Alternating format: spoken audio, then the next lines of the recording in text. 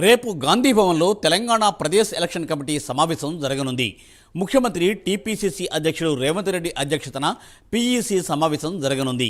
ఈ సమావేశంలో AICC incharge Deepa Das Munshi పాల్గొనున్నారు. పార్లమెంటు ఎన్నికల్లో అనుసరించాల్సిన వ్యూహాలపై ప్రధానంగా చర్చించనున్నారు.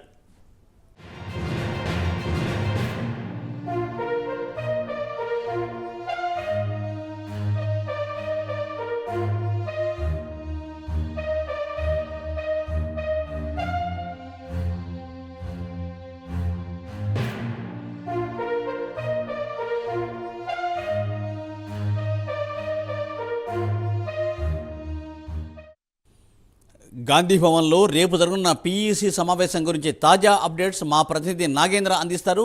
Nagendra. Thank you Murthy.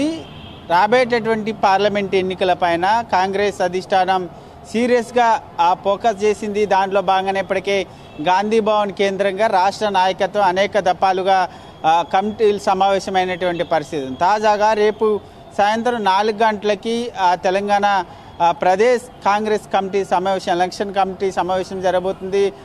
PEC అధ్యక్షుడైనటువంటి ముఖ్యమంత్రి రేవంత్ రెడ్డి అధ్యక్షతన రేపు సాయంత్రం 4 గంటలకి ఈ సమావేశం జరగబోతుంది. ఈ సమావేశంలో ఏఐసీసీ ఇన్ఛార్జ్ అయినటువంటి దీపాదాస్ మున్షితో పాటు అదేవిధంగా మంత్రులు, మరొకవైపు పీఈసీకి సంబంధించినటువంటి కమిటీ సభ్యులంతా కూడా ఈ సమావేశంలో పాల్గొనబోతున్నారు. ముఖ్యంగా రేపు జరిగేటటువంటి సమావేశం ఎజెండా పార్లమెంట్ ఎన్నికలకు సంబంధించినటువంటి అంశంపైనే ప్రధానంగా చర్చ జరగబోతుంది. ఇప్పటికే పార్లమెంట్ ఎలక్షన్కి సంబంధించినటువంటి అంశంలో ఎటువంటి వ్యూహాలతో ముందుకు వెళ్ళాలి, అదేవిధంగా అభ్యర్థుల ఎంపికకి సంబంధించినటువంటి అంశం పైన ప్రధానంగా చర్చించేటటువంటి అవకాశం ఉంది. ఇప్పటికే ఏఐసీసీ అధ్యక్షుడు మల్లికార్జున ఖర్గే సైతం హైదరాబాద్ కేంద్రంగా రాష్ట్ర బూత్ స్థాయి లీడర్స్ అందరితో కూడా దిశానిర్దేశం చేసినటువంటి నేపథ్యంలో రేపు జరిగేటటువంటి సమావేశం చాలా కీలకంగా మారబోతుంది. ఎందుకంటే ఎట్టి పరిస్థితుల్లో కూడా రాబోయేటటువంటి పార్లమెంట్ ఎన్నికల్లో 12 నుంచి 14 పార్లమెంట్ స్థానాలను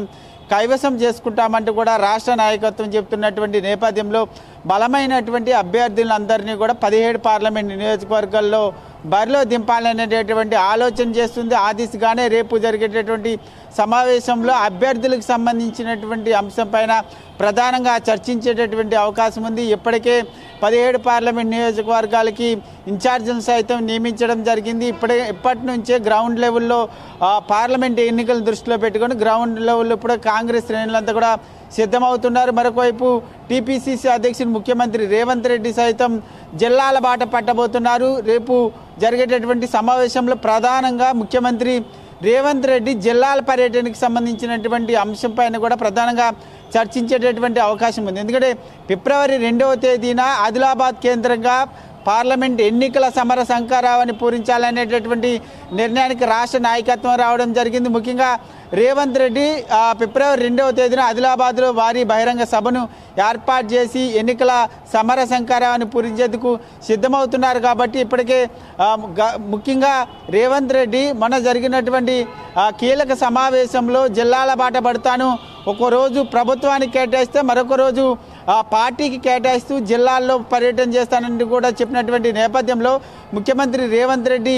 పర్యటనకు సంబంధించినటువంటి అంశం, అదేవిధంగా పార్లమెంటు ఎన్నికల్లో కాంగ్రెస్ శ్రేణులు ఎటువంటి వ్యూహాలతో ముందుకు వెళ్ళాలి, అభ్యర్థులకు ప్రధానంగా చర్చించేటటువంటి అవకాశం కనిపిస్తుందని చెప్పాలి మూర్తి.